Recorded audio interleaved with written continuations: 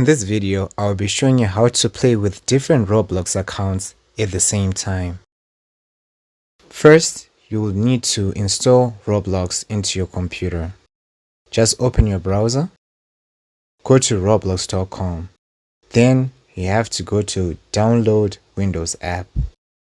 Download an installer and then start to install Roblox using this installer. Open it and run the setup. After you're done installing it, you log into your account. Let's say you want to add another Roblox account in the same computer.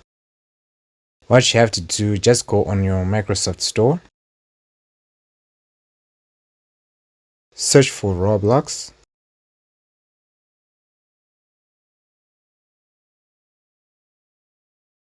and click on Get. It'll then install the Roblox. This one you can put another account where you can play with two different accounts on Roblox. That's how you do it. And you're done.